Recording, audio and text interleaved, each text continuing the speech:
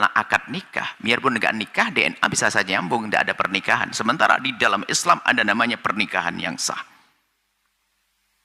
Jadi untuk dianggap ini keturunannya siapa adalah dengan pernikahan yang sah.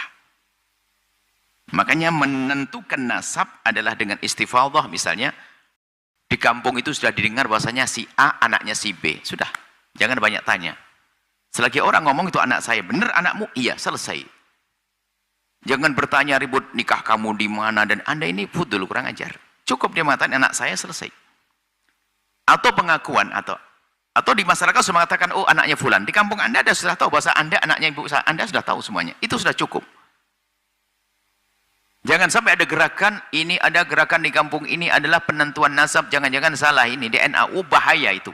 Akan merusak, bisa taktil nusus, menghentikan nas-nas. Maka jangan urusan dengan itu. Tidak tahu apakah betul ada, tidak ada. Dari mana? Mulai kapan ada penentuan nasab dari DNA? Nggak mungkin ada. Syariat sudah sangat jelas. Pernikahan yang sah, biarpun itu pernikahan di luar Islam, sebelum orang masuk Islam, pernikahan non-muslim dengan non-muslim diakui nasabnya dalam Islam. Seorang Nasrani dengan Nasrani, pernikahan yang sah menurut agamanya, keturunannya dianggap sah. Jadi dengan pernikahan yang benar. Atau mungkin masalah wati syubhat dan sebagainya, masalah ilhaqun nasab, itu karena penyambungan nasab. Yang jelas, DNA tidak bisa, dan itu bahaya sekali. Wah, ini bisa merusak, na'udzubillah. Bisa menjadikan orang meninggalkan syariat gara-gara ini. Belum lagi masalah DNA itu sudah kita putus, nggak boleh, nggak ada penetapan nasab dengan DNA, sudah selesai. Akan tapi kita melihat permasalahan DNA, bisa saja tentang alatnya mungkin tidak akurat atau tidak benar atau rusak dan sebagainya. Kemudian orang yang menanganinya mungkin tidak jujur dan sebagainya. Itu bisa jadi begitu, akan tapi tidak usah sampai ke situ deh.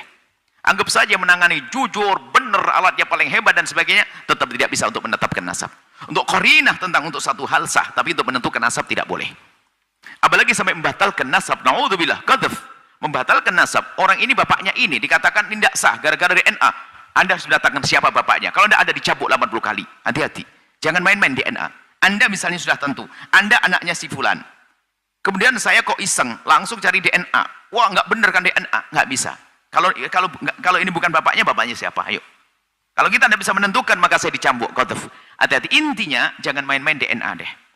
DNA adalah masalah penemuan baru, tapi bukan untuk menentukan nasab. Hei hamba Allah, jangan bikin gaduh malah dalam umat. Kalau DNA ini diterapkan, wah ini heboh semuanya. Sementara, lihat, di dalam Islam itu ada tentang saksi, dalam urusan kejahatan, perzinahan, 4 saksi, banyak hal. Macam-macam, jadi harus hati-hati penentuan. Menafikan nasab pun dalam Islam harus hati-hati. Nggak gampang menafikan nasab. Dalam urusan li'an misalnya. Menafikan nasab, hati-hati. Menentukan nasab adalah ada rambu-rambunya. Maka ingat, kalau sudah kita yakini bahasanya orang itu nasabnya sambung, sudah. Anda jangan banyak tanya. Jangan Anda meragukan. Kalau Anda meragukan, Anda menuduh dia berzina. Na'udzubillah. Nuduh orang berzina adalah dosa. Ya, mohon maafin. Saya tidak tahu apakah betul masalah DNA. Dari mana masalah DNA? Ini aneh sekali, nggak masuk pembahasan para ulama, nggak akan membahas masalah itu sebagai penetapan nasab. Tidak akan ada. Karena apa? Bukan begitu cara menetapkan nasab. Bahkan itu kalau diterapkan malah membahayakan.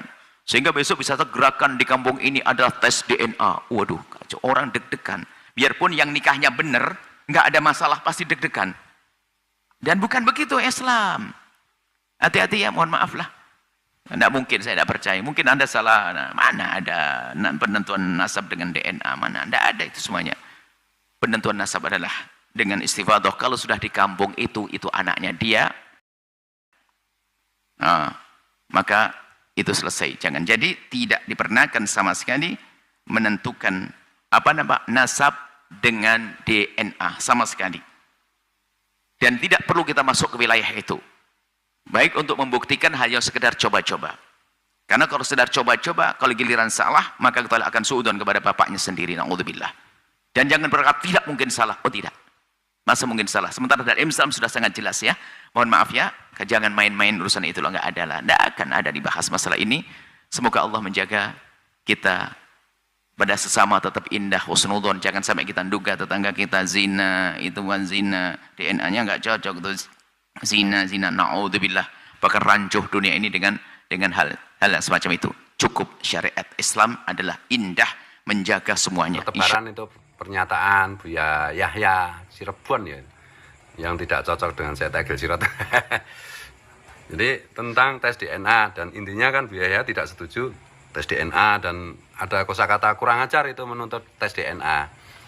Ya kita lihat dulu lah, Buya Yahya kan memang dekat dengan Rizik Syihab, ada fotonya, ada videonya juga ya. Kemudian apakah Buya Yahya itu pura-pura kura-kura dalam perahu atau gimana gitu loh. Tes DNA kaitannya dengan penentuan dzurriyyat Rasul atau tidak, ini bukan sekedar nasab. Sebelum nasab, jadi kan gini logikanya, nasab kan ditentukan oleh pernikahan, DNA-nya sama. Kalau di luar pernikahan, di dalam salah satu versi fikih Islam itu tidak dianggap bernasab kan gitu. Nah ini kaitannya itu begini, entah bernasab entah tidak, DNA-nya itu aja belum terbukti.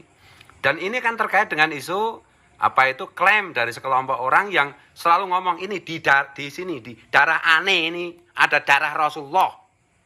Gitu loh, Rasulullah itu kakek aneh apa kakek ente? Selalu ngomong kayak gitu, dan sambil merusak agama, menghancurkan ajaran-ajaran Rasulullah. Gitu loh. Makanya kalau you bilang di darah you ada darah Rasulullah, tes DNA wajib itu. Gitu loh. Jadi tes DNA itu di kitab-kitab fikih nggak ada. Loh iya memang dulu kitab fikih itu ditulis ketika belum ada teknologi tes DNA. Gimana sih?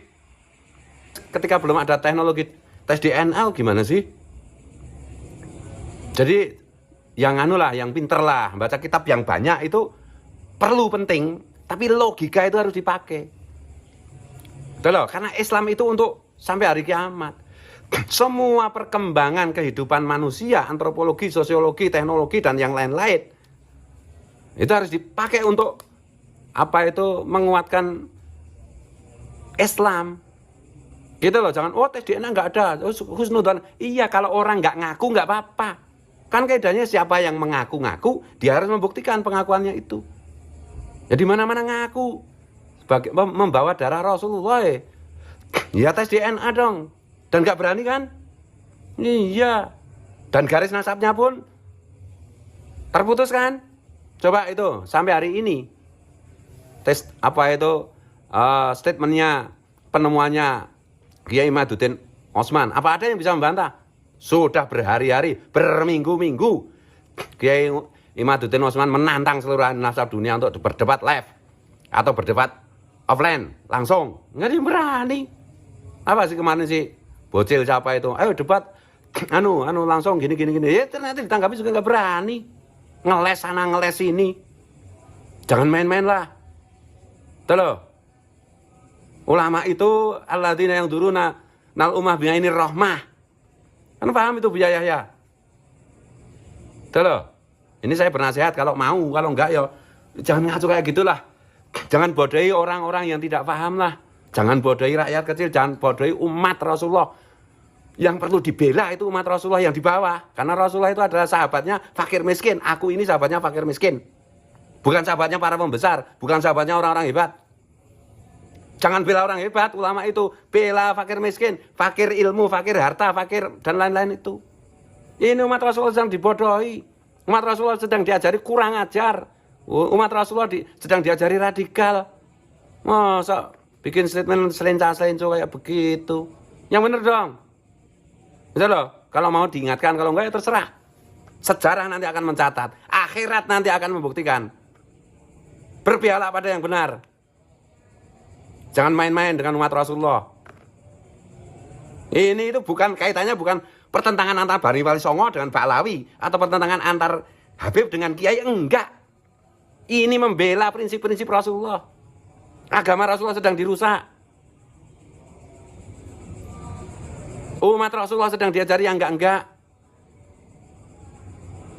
Tuh loh, mereka mengklaim membadar Rasulullah, tes DNA. Tes nasab gagal. Dengan pernyataannya, dengan penemuannya Kiai Imaduddin Osman. Tes DNA. Siapa tahu nanti ada juga.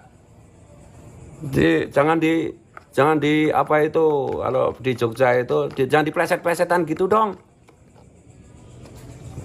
Ya. Kalau mau, kalau enggak nanti di akhirat kita ketemu. Kan mungkin hidup kita nggak mungkin 100 tahun lagi kan, nggak mungkin. 100 tahun lagi kita ketemu di alam barzah nanti. Ini tanggung jawab dong kepada umat Rasulullah. Semua ulama itu bertanggung jawab pada umatnya Rasulullah.